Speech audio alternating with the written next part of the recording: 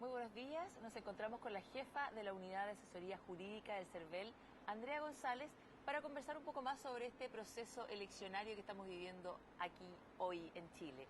Hola, buenos días. ¿Cómo estás, Andrea? Hola Cecilia, buenos días, muy bien, gracias. Andrea, cuéntanos, si fui asignado vocal de mesa, asistí el 17 de noviembre como vocal, pero no puedo asistir hoy 15 de diciembre. ¿Cómo y dónde presento las excusas?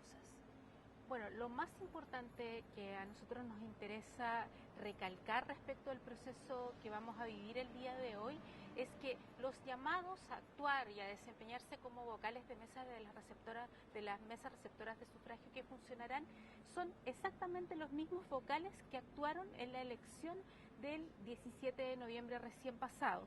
Por lo tanto, si alguna persona actuó como vocal ese día y por cualquier circunstancia hoy se ve impedida de hacerlo nuevamente, no le va a quedar otra alternativa que presentar una justificación ante el juez de policía local para el caso de ser denunciado por la Junta Electoral que lo designó como tal.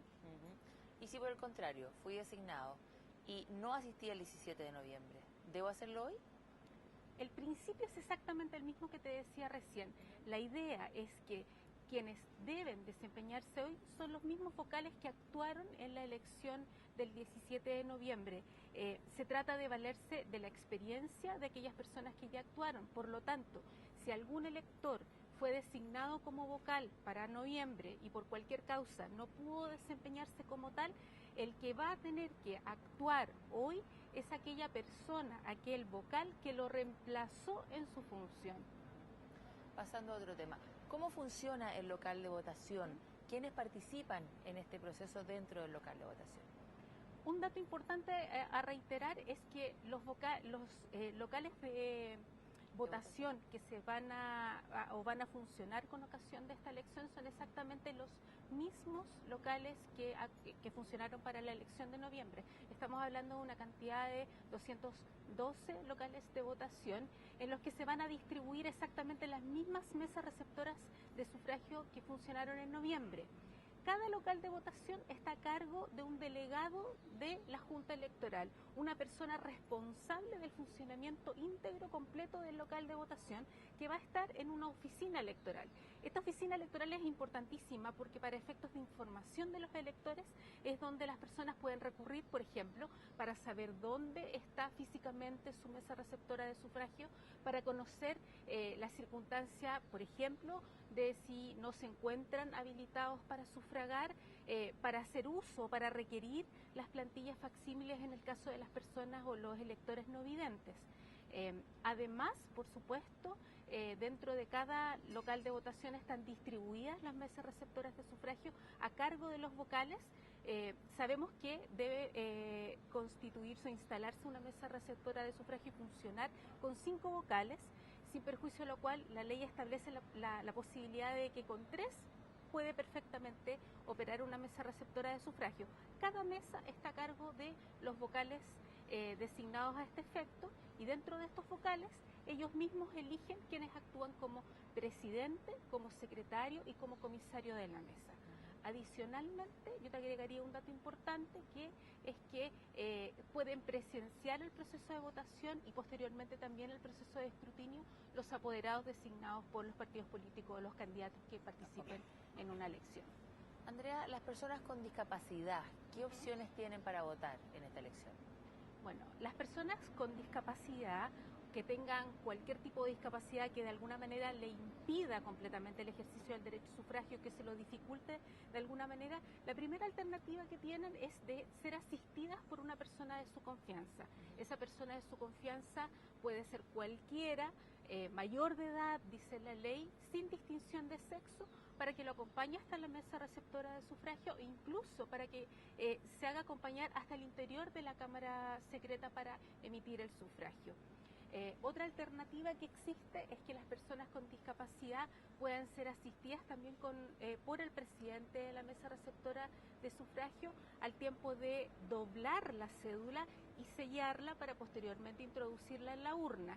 Y otro dato importante que dice relación con lo que te comentaba recién, que es la posibilidad de que las personas no videntes hagan uso de plantillas facsímiles de la cédula electoral que están disponibles en todos los locales de votación, que se requieren en las oficinas electorales, y son plantillas hechas en un material transparente que se sobreponen a la cédula. Estas plantillas se diseñan en dos tipos o modelos, para hacerlo claro.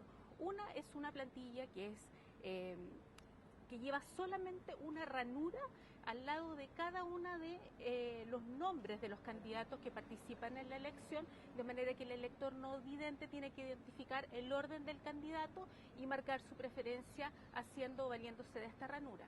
Y hay otra plantilla facsímil que, además de la ranura, lleva impreso en braille el número del candidato. Esto es para las personas que manejan, por supuesto, el braille para identificar más claramente y de manera individual, sin hacerse ayudar por otra persona. Es decir, todos tienen la posibilidad de votar. Exactamente. La idea es que todos podamos hacer o ejercer el derecho a sufragio, aun cuando tengamos algún tipo de dificultad.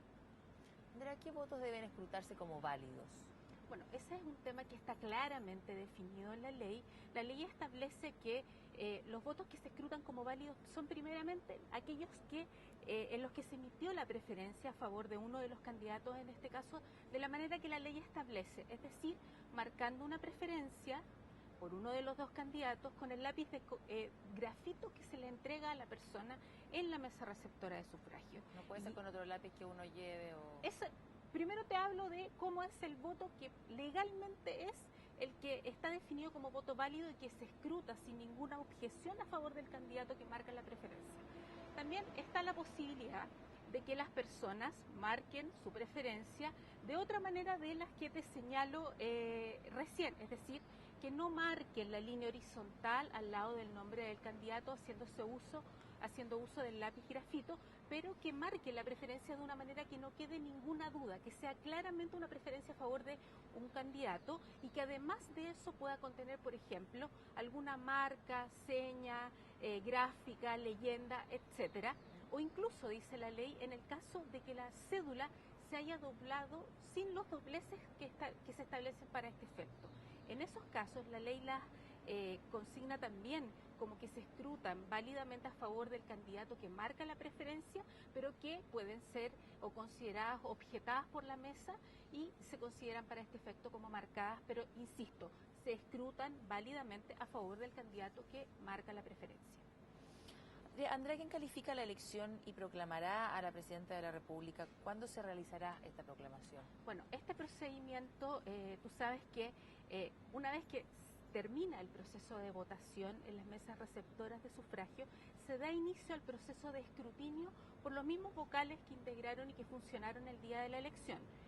Ese escrutinio informa resultados de carácter preliminares y posteriormente, al día lunes siguiente, se constituyen los colegios escrutadores que realizan un nuevo escrutinio por miembros designados también por las juntas electorales, y este escrutinio tiene el carácter de provisorio.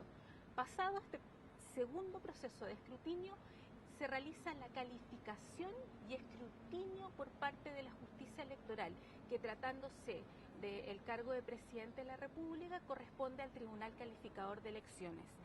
Una vez que el Tribunal Calificador de Elecciones realiza el escrutinio y calificación de elección, determina quiénes son, en definitiva, el candidato en este caso que corresponde que ejerza el cargo de presidente de la República. Okay. ¿Cuál es el límite de gasto electoral y quién lo fiscaliza? Bueno, como todos sabemos, existe una ley, que es la ley número 19.884 sobre transparencia, límite y control del gasto electoral, que establece la obligación para todos los candidatos que hayan participado en una elección de presentar ante el servicio electoral una cuenta general de los ingresos y gastos electorales en los que hayan incurrido durante el periodo de campaña electoral. El control de la contabilidad electoral, la ley se la encarga al servicio electoral. Lo que nosotros en definitiva realizamos es, como dice la norma, un control de los gastos e ingresos que cada uno de los candidatos declaran en sus cuentas, acompañando por supuesto los documentos, por ejemplo boletas y facturas que justifican sus gastos electorales. Para cada proceso de votación, la ley establece que existe un límite que los candidatos y los partidos políticos deben respetar. En el caso de la segunda votación presidencial, estas cuentas deben ser presentadas al 29 de enero próximo y el límite de gasto electoral es de aproximadamente 3.000 millones de pesos. Ya, entonces ahí se les devuelve el dinero de lo que hayan gastado, según la cantidad de votos obtenidos. Existen distintas formas de financiamiento de las campañas electorales. Por una parte existe la posibilidad de que los candidatos se financien a través de financiamiento o aportes privados y también existe la posibilidad de que el Estado directamente aporte a esas campañas. En el caso de lo que tú me estás preguntando, el Estado, el fisco, financia a los candidatos en función de los votos obtenidos por la vía de lo que se llama el reembolso de los gastos electorales. Pero deben cumplirse ciertos requisitos para que esto opere. Primero, lo que te decía, que los candidatos hayan presentado efectivamente ante el servicio electoral una cuenta de ingresos y gastos electorales, que esta cuenta haya sido aprobada y que se presenten gastos de naturaleza electoral a ser reembolsados. Y uno de los requisitos más importantes es que estos gastos no se encuentren financiados, que no hayan sido pagados, es decir, que se encuentren pendientes de pago y que estén fundamentados o acreditados a través de boletas o facturas pendientes de pago. En esa medida, el Servicio Electoral autoriza el pago de lo que se llama el reembolso de gastos electorales y que para el caso de la elección de hoy día, de la segunda votación presidencial, estamos hablando de una cantidad aproximada de 229 pesos por voto obtenido. Y ahí en el fondo se les paga, se les devuelve lo que es publicidad, materiales, en fin. Los gastos electorales declarados y que, como te digo, reúnan con estos requisitos. Básicamente que se trate de gastos de naturaleza electoral, que estén pendientes de pago y que estén respaldados por documentos justificativos como son boletas y facturas pendientes de pago. Andrea, 1.000.000 de gracias por esta entrevista. Que tengas un muy buen día en este proceso eleccionario. Muchas gracias a ti, Cecilia. Y a ustedes los dejamos invitados entonces para una próxima entrevista. Hasta pronto.